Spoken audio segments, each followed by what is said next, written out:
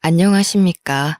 저는 이번에 50대의 마지막 열차를 탄 홀몸 엄마입니다.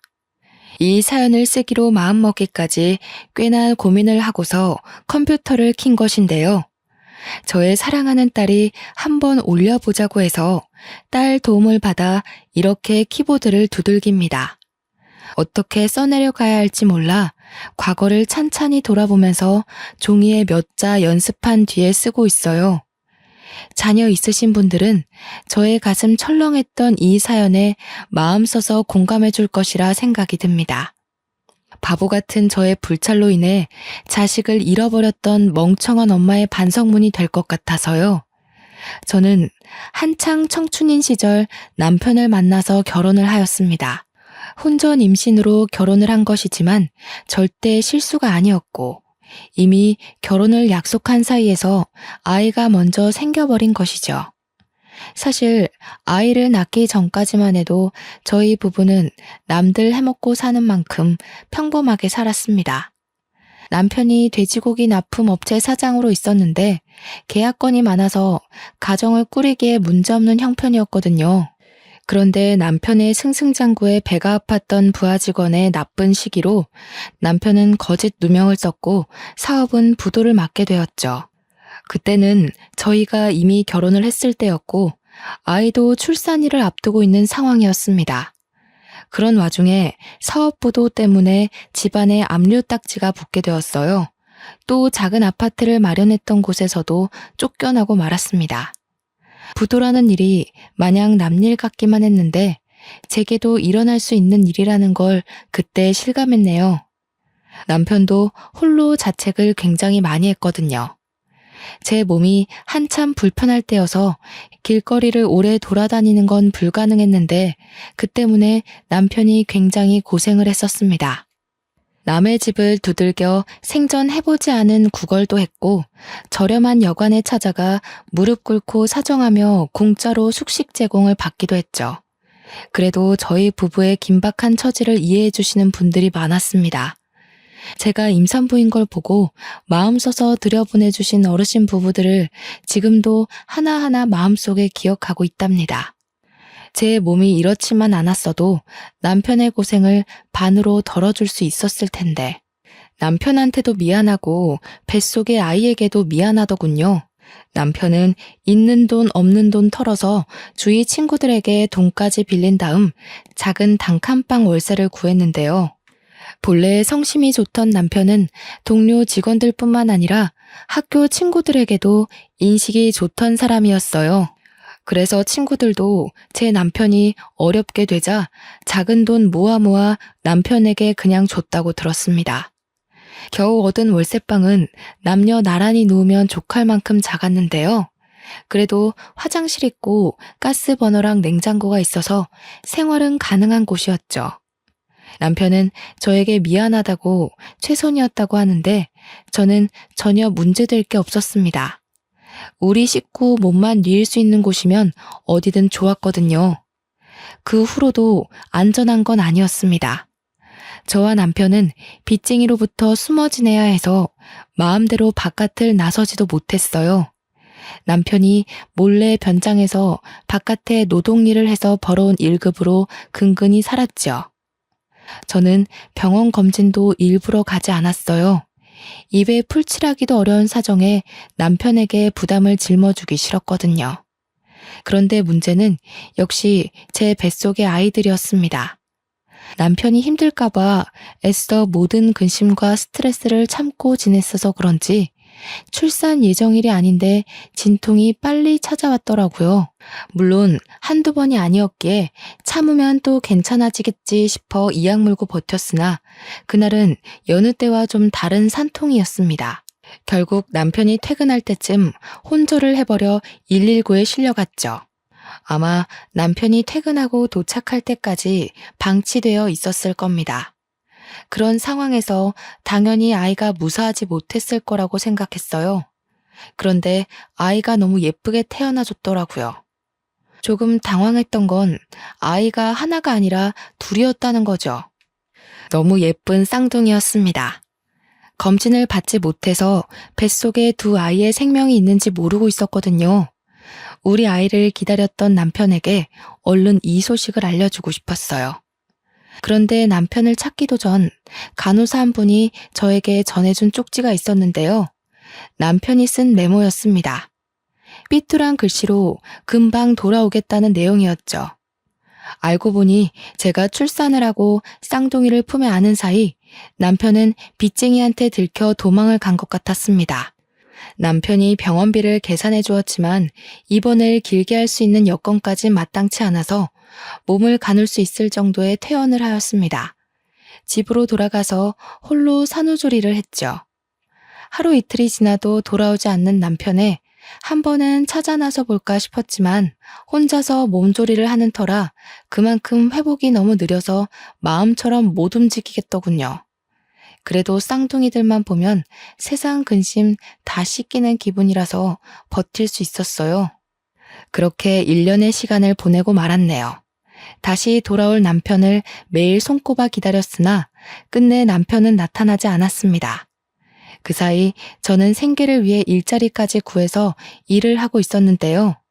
쌍둥이를 집에 홀로 둘 수 없어서 두 아이를 데리고 다니는 일을 찾아야 했어요. 정말 고맙게도 제 사정을 이해하고 받아준 업체가 바로 우유 배달이었어요. 처음에 우유 사장님은 저를 내쳤다기보다는 제 건강 걱정으로 말리려 했습니다. 하지만 제가 당시 할 수 있는 일은 그게 유일하다고 생각하였기에 시켜달라고 제발 사정을 했죠. 사장님이 언제든지 불편한 곳 있으면 말해달라고 배려를 많이 해주셨고 저보고 따로 수금은 걱정하지 말라고 하셨어요. 저는 그렇게 새벽 일찍 쌍둥이를 데리고 우유 배달을 다녔습니다. 100만 원 조금 넘은 돈을 월급으로 받으면서 월세랑 관리비 내고 아이들 먹이고 입힐 걸 구매했죠. 제 옷은 계절용으로 한 벌씩이면 충분했고 김치랑 쌀 10kg 하나를 사서 반개월 이상 그렇게만 끼니를 해결했습니다. 혹시라도 남편이 돌아올까봐 이사를 안 가고 있었는데 벌써 쌍둥이들이 초등학교 갈 날을 앞두게 되었지 뭡니까. 학교랑 당시 살고 있는 곳이 너무 멀어서 위험했어요. 하지만 저희가 이사를 가고 나서 남편이 돌아오면 어쩌나 그 생각에 차마 행동을 쉽게 옮기지 못했죠. 유치원 과정은 어찌어찌 해서 제가 나름 가르쳤으나 학교는 의무교육이니 보내야 하잖아요. 여러 번 고민 끝에 우선은 애들이 먼저라고 보고 저는 결국 집을 내놓았습니다. 혹시 몰라서 집 우편함에 쪽지랑 전화번호를 남기고 나왔어요. 아이들이 학교에 있는 시간 동안 저는 그 시간에 할 수 있는 일을 찾아 다른 일을 시작했는데요. 마침 학교 주변 작은 마트에서 계산원을 구하고 있었는데 거기 근무 시간이 괜찮더라고요. 아침 9시에서 3시까지 하는 거였어요. 아이들 학교 시간보다는 조금 늦은 퇴근이지만 저는 아이들에게 마치면 어디 가지 말고 꼭 남아있으라고 했어요. 선생님한테도 특별히 부탁을 했고요.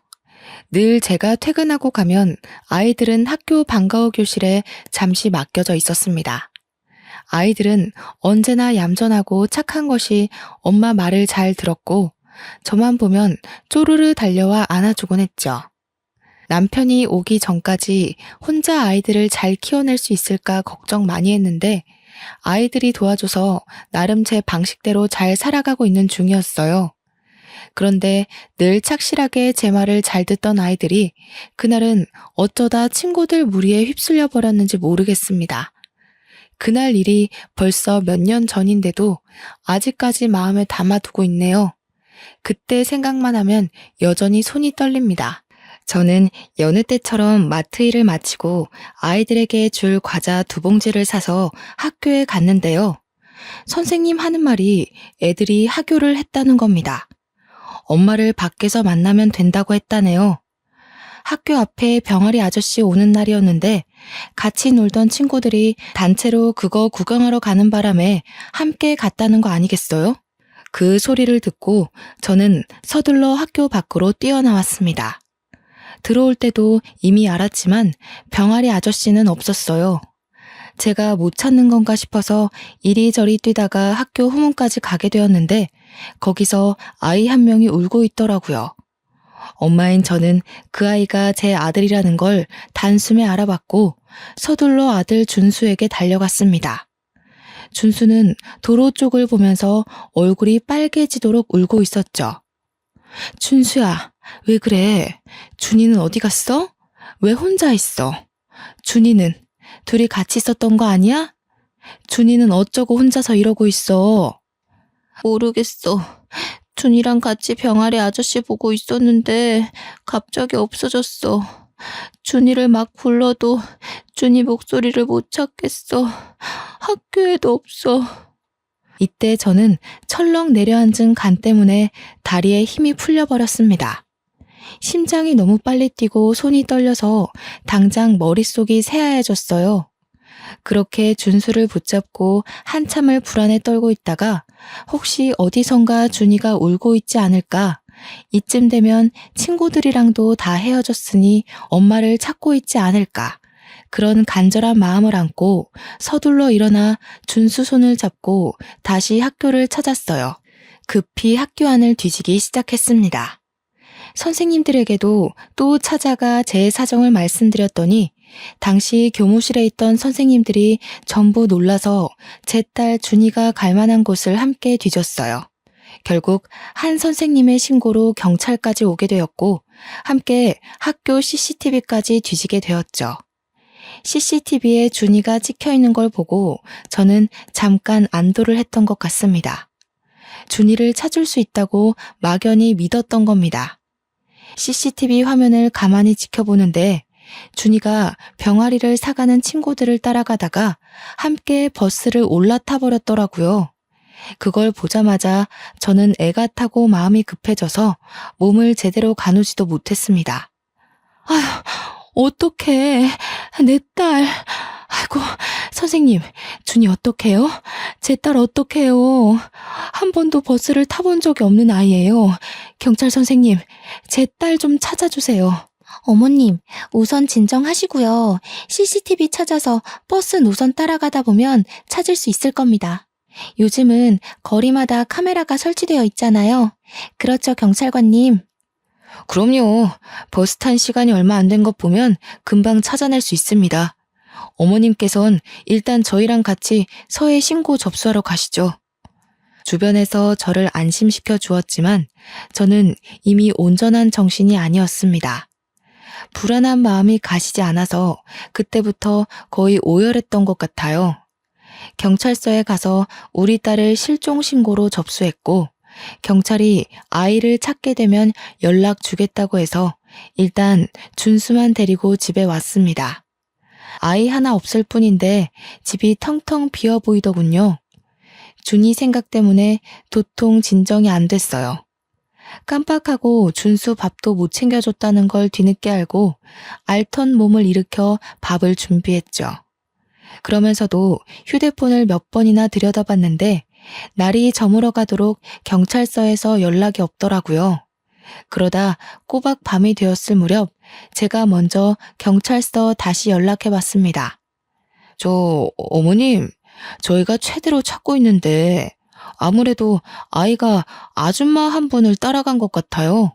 버스에서 내린 곳은 확인이 됐는데 그 동네가 인터넷도 잘 안 터지는 곳이라 CCTV도 몇 개 없더라고요. 뭐라고요? 아줌마라뇨? 무슨 아줌마요?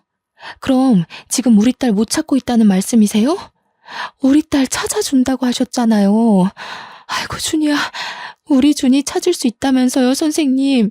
이쯤 되면 미아 신고가 접수돼서 연락이 올 법한데 데려간 사람이 경찰서에 맡기지 않았나 봐요. 저희 쪽에서 방금 아이가 마지막으로 찍혔던 현장으로 출발했거든요. 조금만 더 기다려주세요. 죄송합니다. 저는 준수 밥을 준비하다 말고 그대로 풀썩 주저앉아 버렸습니다. 바닥에 몸을 묻고 목이 매도록 울었죠. 제가 우니까 준수도 겁에 질려서 같이 울었는데 엄마가 돼서 아들 불안을 진정시켜주지는 못할 망정 오히려 제 아들을 부둥켜 안으며 준이 이름만 여러 차례 불렀네요. 아이고 준수야, 우리 준이 어떡하니? 준수야, 네 동생 어떡해? 준이야, 제발 무사해줘. 제발 엄마한테 무사히 돌아와야 돼. 그렇게 저는 이틀이 지나도 준이를 만날 수가 없었고, 경찰한테서는 최대한 찾고 있다는 소리만 반복해서 들었습니다. 준이를 못 본 지 일주일 지나서는 전국적으로 실종 신고가 전달되었고요. 한 달이 지나서는 제가 나서서 실종 미아 전단지를 만들어 붙이고 다녔죠. 선생님들도 이 사실을 알고 나서 많이 안타까워했습니다. 제가 학교 주변에 보이면 함께 전단지 나누는 걸 도와주기도 했어요. 이건 나중에 알게 된 사실인데 제 아이들을 그냥 하교시켜버린 선생님이 죄책감을 견디지 못하고 학교를 그만뒀다고 하더군요. 선생님을 탓할 생각은 없었는데 안 좋은 소식이 들리니 마음이 배로 안 좋았어요. 우리 준이는 준수보다 5분 늦게 태어났는데 고작 5분 차이라도 준수보다 많이 동생이었습니다. 오빠보다 학습 능력이나 적응 능력이 떨어져서 늘상 오빠 손잡고 다니는 걸 좋아했고요. 오빠한테 공부 배우고 오빠랑 놀면서 이것저것 많이 터득하는 걸 참 좋아했어요. 제가 가르쳐주지 않아도 준수가 알아서 준이를 잘 챙겼죠. 그게 저의 가장 큰 불찰이었던 거예요. 저는 오빠인 준수만 집 주소를 알고 있으면 된다고 생각했습니다. 준수에게는 제 전화번호, 집 주소 이런 걸 가르쳐줬는데 준이는 그걸 배우지 못했거든요. 준이가 아는 건 자기 이름이랑 학교뿐이었습니다. 그래서 제가 더 이렇게 애가 타는 겁니다. 너무 후회가 되고 다 제 잘못이라서 원망할 곳이 없었으니까요. 저는 일단 최대한 학교 가까이서 일을 해야 했어요. 마트 일도 학교 근처라 가까웠지만 그것보다 더 가깝기를 원했죠. 아이들이 정문을 들락날락하는 게 보일 만큼이요. 그나마 그러한 곳이 문방구 일이었는데 거긴 개인이 자리내서 하는 거라 딱히 알바를 쓰지 않더군요. 그렇게 생각해낸 게 작은 포차를 하는 거였습니다. 처음에는 붕어빵을 할까 하다가 준이가 국화빵을 좋아했던 게 생각이 나 국화빵으로 장사를 시작했어요.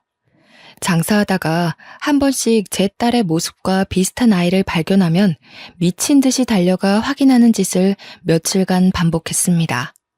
그러다 1년 뒤에 그토록 기다렸던 경찰한테서 연락이 왔는데요.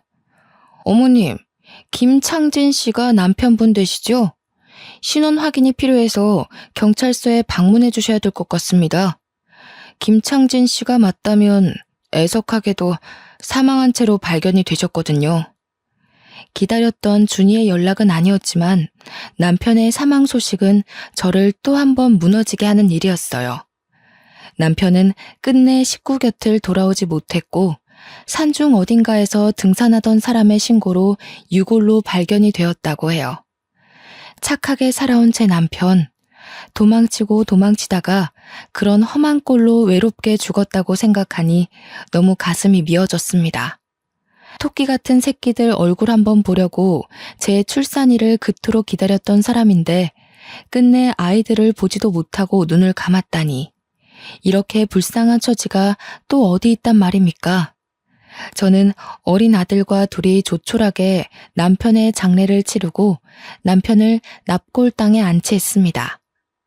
문득 그런 생각이 들더군요. 돌아오지 못하고 사망으로 소식을 알린 남편처럼 제 딸도 그렇게 돌아올까봐 너무 무서웠어요. 그동안은 아니라고 내 딸 분명 살아있을 거라고 굳게 믿고 지냈는데 남편의 부고 때문에 너무 크게 흔들린 거죠. 매일 밤 자기 전에 하늘에 있는 남편에게 빌었어요. 우리 어린 딸 준이 당신이 좀 지켜달라고. 당신이 있는 곳에서 우리 준이가 보인다면 제발 좀 지켜달라고 수없이 기도했죠. 야속하게도 사건은 해결되지 못한 채 세월만 계속 흘렀고 실망과 좌절만 갈수록 커졌습니다. 그 사이 준수가 벌써 초등학교를 졸업하는 지경까지 왔는데요. 준수의 교복을 맞추고 집으로 돌아온 그날 밤, 저는 마지막까지 붙잡고 버텼던 동아줄을 놓고서 눈물을 터뜨리고 말았습니다. 아들 걱정해서 평소에는 몰래 울음을 삼켰는데 옷장에 걸려있는 아들 교복을 보니 더는 못 참겠더라고요. 우리 준이도 교복을 맞춰야 할 나이가 되었는데 미안하다 준수야. 엄마가 우리 아들 생각해서라도 힘을 내야 하는데 도무지 네 동생 걱정으로 하루하루가 죽을 만큼 힘들구나.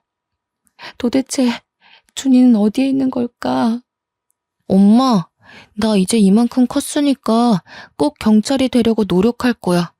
그래서 내가 준이 찾아줄게. 그러니까 울지 마. 엄마가 울면 준이도 많이 속상할 거야. 고작 14살인 아들인데 얼마나 속이 깊던지. 제가 참지 못하고 다시 눈물을 흘리는 걸 아들이 안아주면서 자기만 믿으라고 계속 저를 달래주었습니다. 아들 앞에서 참 면목이 없었으나 그게 그렇게 의지가 되더라고요. 그날 후로 저는 제가 준수에게 너무 소홀했구나 싶어 더더욱 악착같이 살기로 마음먹었습니다. 준이도 아직 생사에 대한 연락이 없는 것 보면 분명 살아있을 거라고 믿기로 했죠. 그렇게 준수가 대학을 가게 되고 준이에게 해줄 몫까지 보태어 준수를 뒷바라지를 해왔습니다. 준수는 저한테 경찰이 될 거라고 포부를 밝힌 순간부터 단 한 번도 장래의 희망을 바꾼 적이 없었는데요. 정말로 번듯한 경찰 공무원이 된 거 있죠? 저는 아들이 얼마나 열심히 공부하고 노력했는지 지켜봐서 알고 있어요. 첫 시험에서 바로 합격했는데 그동안의 노력이 빛을 발한 것 같아 그게 너무 자랑스럽다가도 어린 나이부터 저 때문에 원하는 꿈 한 번 꿔보지 못하고 경찰만 바라보고 달려온 건 아닌가 하는 생각에 오랜만에 눈물을 보여버렸네요. 고맙다 준수야. 엄마가 신경을 많이 못 써줬는데 이렇게 잘 커줘서 너무 고마워. 그리고 미안해. 엄마가 너한테까지 마음의 짐을 짊어준 것 같아. 그게 너무 미안해서 어쩌니? 그런 말 하지 마. 준이는 나한테도 동생이잖아. 내가 준이 손만 잘 잡고 있었어도 이렇게 되진 않았을 텐데. 내 잘못이 커. 무슨 일이 있어도 내 동생 내가 꼭 찾을 거야. 아휴, 이 착한 것. 좋은 집에서 좋은 부모 만나 자랐으면 이 고생 안 해도 되었을 텐데. 엄마라는 사람이 너무 못난 모습만 보여줬네. 그래도 정말 멋있게 커줬다 우리 아들. 참 장해. 그만 자취해도 된다는 제 말에도 준수는 끝까지 저와 같이 사는 걸 고집했습니다. 출근 거리가 멀어서 피곤할 텐데도 괜찮다고만 하네요. 그래도 아들이 멋진 경찰이 되는 덕분에 저는 본래 살던 집 주변으로 조금 더 큰 전셋방을 얻을 수 있었어요. 이 동네를 완전 떠날 수 없었던 건 순전히 우리 딸 때문이었죠. 혹시라도 우리 딸이 이 동네를 기억해서 찾아올 수도 있잖아요. 그렇게 준수가 경찰이 되고 1년 차가 지났을 무렵 준수가 저한테 몸 생각하라고 부탁을 하는 바람에 장사를 접고 한동안 집에서 쉬게 되었어요. 무료하게 집에만 박혀 있으면 또 늘어질 수 있으니 제게 요리학원을 또 등록해 주더라고요. 언제 한번 아들한테 결혼하기 전에 요리하는 걸 좋아했었다고 우스갯소리로 한번 말한 적이 있는데 아들이 그걸 기억하고 서프라이즈로 수강을 신청해 준 거 아니겠습니까? 솔직히 학원에서 요리 수업 받을 때만큼은 정말 하나도 잡생각이 안 나는 거 있죠? 다른 사람 인생살이도 들을 수 있었고 제 사정에 위안도 많이 받았어요. 서로 좋은 말도 많이 주고받는데 사람들과 어울려 지내서 그런지 우울감도 걷어지는 느낌이었죠. 수업 들은 내용들을 꼬박 수첩에 메모해서 아들이 준 용돈으로 아들에게 요리를 선보이면 아들이 맛있다고 저를 치켜 세워주며 큰 호응을 해주는데 그때마다 민망해 죽겠더라고요. 그래도 어딘가 모르게 저희 집안의 분위기가 달라졌어요.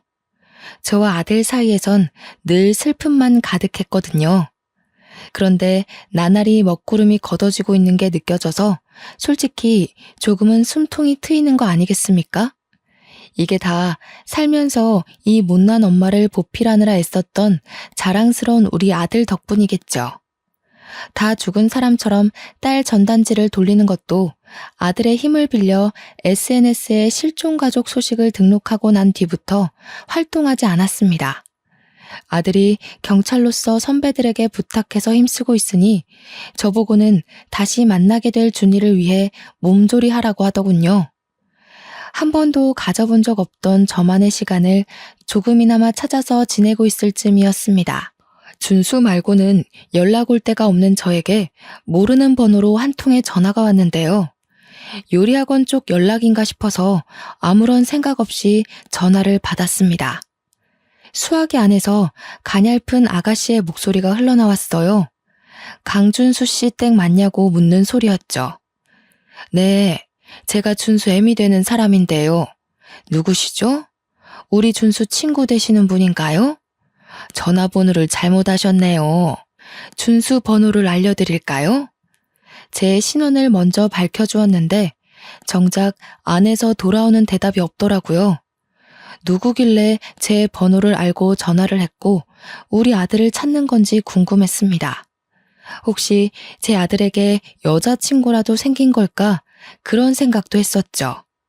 계속 기다려도 대답이 없길래 여보세요? 여보세요? 두어 번 더 목소리를 냈어요.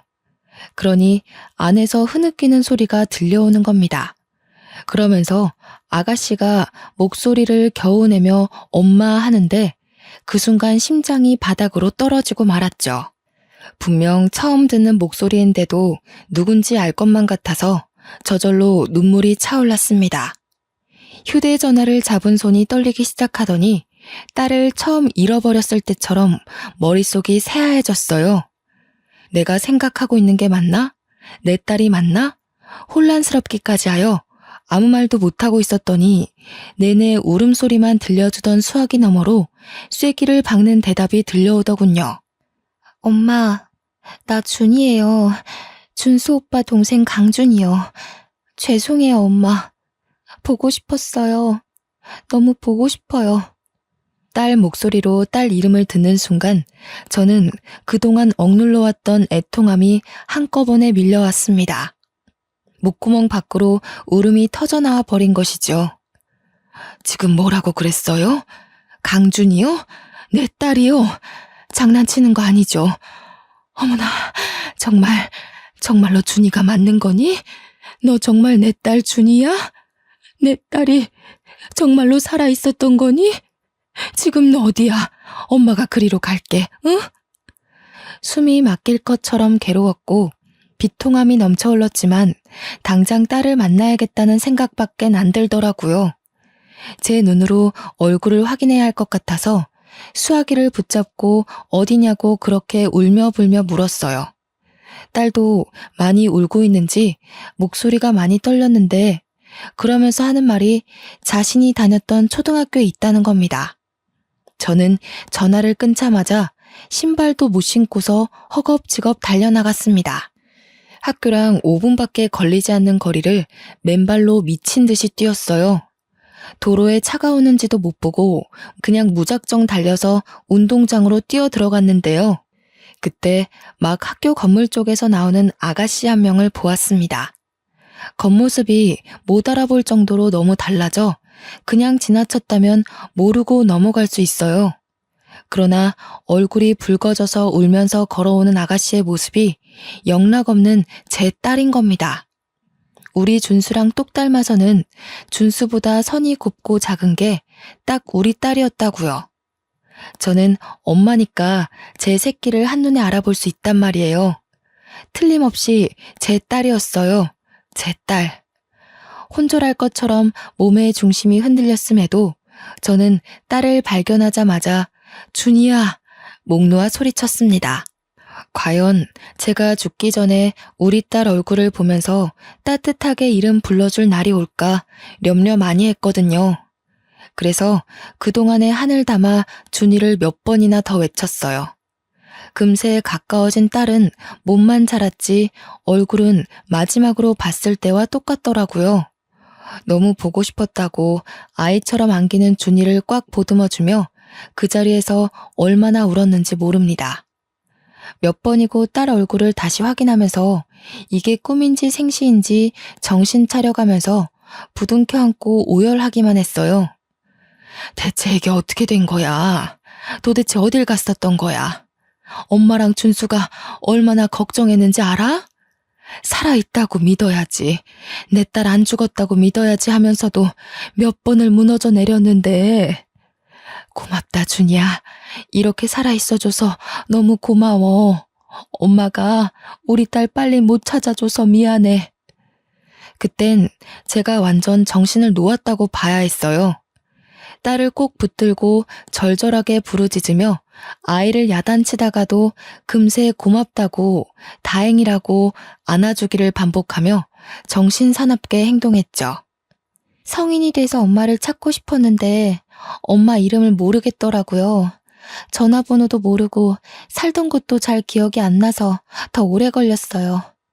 그나마 내가 기억나는 게 학교라서 이 학교를 몇 번 왔었는데 지난 날이 하나도 기억 안 나는 거예요.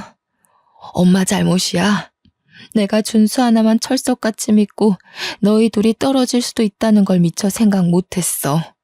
다 엄마 때문이야. 미안하다, 딸아. 엄마 탓 아니에요. 제가 오빠 허락 없이 친구들 따라가는 바람에 그렇게 된 거지. 학교에 찾아와도 졸업 앨범은 졸업생이나 학부모 아니면 함부로 못 보여준다 하더라고요. 엄마랑 오빠를 찾으려면 이 학교에 아주 들어오는 방법밖엔 없었어요. 그래서 저 지금 여기 학교 교생으로 다니고 있어요. 자기 오빠 이름과 초등학교만 알고 있었던 딸은 이 학교를 졸업한 준수 앨범을 찾아서 제 전화번호를 발견했다고 했습니다. 딸도 딸 나름대로 고생해서 지 친엄마를 찾고자 애를 썼다고 하니 그건 그거대로 또 가슴이 미어지더라고요. 엄마가 지금 꿈을 꾸고 있는 건 아닌가 싶다. 어떻게 내 딸이 꿈에서만 보던 내 딸이 이렇게 살아 돌아왔을까? 세상에 무슨 이런 일이 다 있어. 제가 좀처럼 눈물을 멈추지 못하고 몇 번이나 몸을 휘청이자 딸이 저를 데리고 가까운 벤치로 향했습니다. 그 자리에서 저와 딸은 한참이나 더 깊은 이야기를 나누었죠. 미처 신발을 못 신고 나온 저를 위해 딸이 자기 신발을 벗어주기까지 했네요. 저는 혹시라도 이 모든 게 환상이라 딸이 사라져버릴까봐 딸 손을 꼭 힘주어 잡고 있었습니다. 여태 딸 얼굴을 확인하고 울부짖느라 정신없어서 정작 딸이 어떻게 살아왔는지 묻지 못했더라고요. 앉아서 해가 다 저물도록 딸 이야기를 들어주었는데요. 그날 버스를 타고 친구들이 각자 집에 다 내려서야 딸은 오빠를 잃어버렸다는 걸 알았다고 했습니다. 그걸 알고서 뒤늦게 아무 정류장에서 내렸다고 했어요. 한참을 오빠와 엄마를 찾으며 울면서 걸었다네요. 해가 다 저물 때까지 목이 터져라 울었는데 주위를 보니 건물이 몇 개 없고 풀이 많았다고 하는 겁니다. 사람 한 명 없는 그곳에서 자기 엄마 같은 아줌마 한 명과 마주쳤는데 아줌마도 울고 있었다고 했습니다. 그 아줌마가 자신을 데려가서 밥을 먹여줬다고 하더라고요. 딸이 말하는 아줌마가 과거에 경찰이 말했던 그 아줌마가 아닐까 싶습니다. 그날 아줌마도 교통사고로 우리 딸과 비슷한 또래의 자식을 잃고 길거리를 거닐며 서럽게 울고 있었다네요.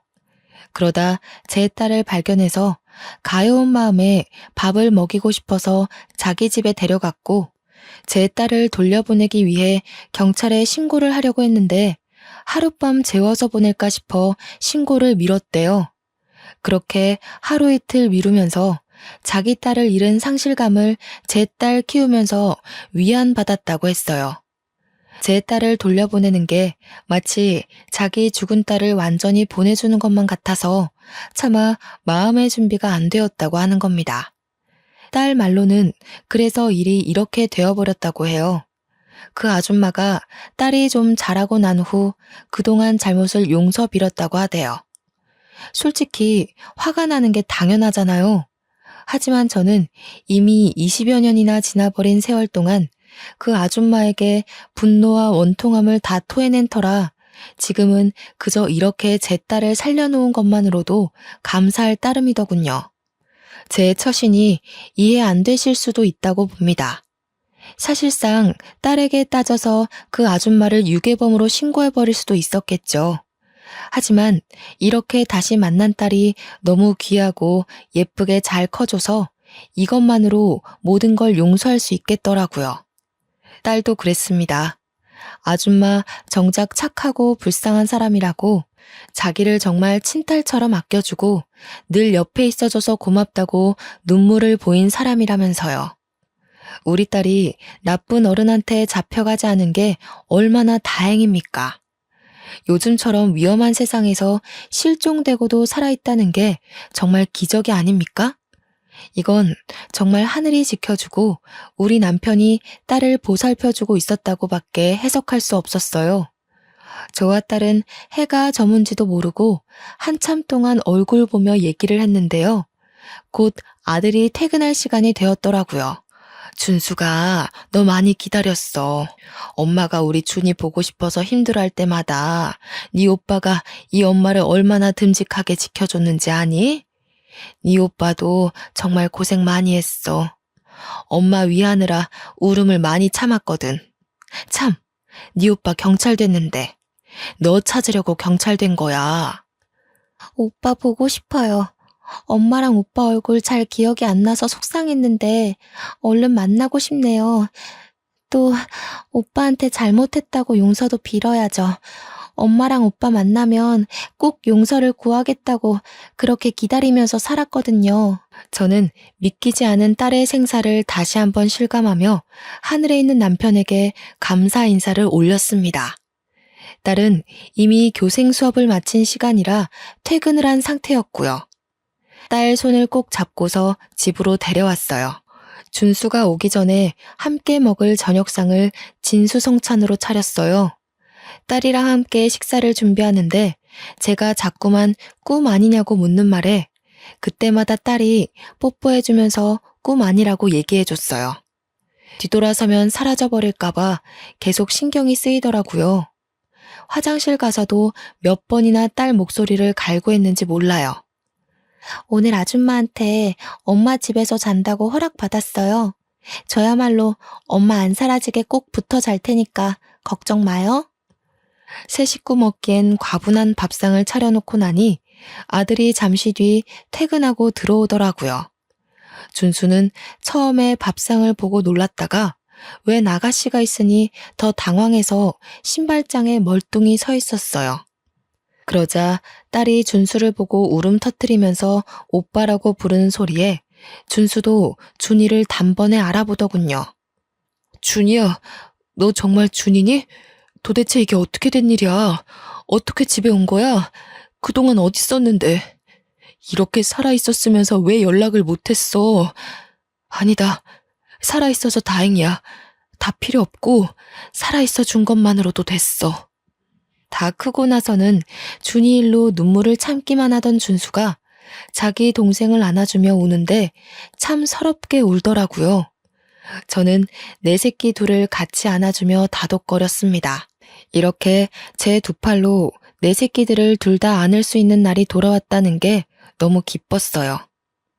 아줌마가 엄마한테 사과하고 싶대요. 내일 아줌마 집에 같이 가줄 수 있어요? 아줌마는 엄마가 무슨 원망을 하든 다 감당하겠다고 했어요. 대신 용서만 구할 수 있게 해달라고 전화 왔어요. 다들 진정이 되고 그동안 어떻게 지냈는지 준이 얘기를 다시 들었는데요. 준이를 데리고 있던 아줌마가 저뿐만 아니라 우리 아들까지 보고 싶다고 했다네요. 처음엔 망설였어요. 제 딸을 훔쳐간 사람을 대면하다니 말도 안 되는 만남이라고 생각했죠.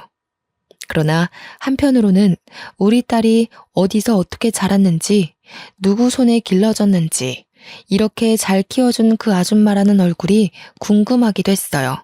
그래서 하룻밤 자고 다음날 아들도 같이 딸을 따라 딸이 살아온 집으로 갔죠. 아줌마 집은 완전 산중 길에 있었고 휴대폰도 잘 안 터진 곳이더라고요. 문득 경찰이 CCTV도 몇 대 없고 인터넷도 잘 안 된다고 했던 말이 떠오르더군요. 아직도 그때만 생각하면 소름이 돋는데 그곳을 이렇게 찾아와 보다니. 딸을 따라 산중으로 올라갔는데 그곳에는 동화 속 산장처럼 예쁜 별장이 꽤나 넓게 자리하고 있었습니다. 내부는 더 넓었어요.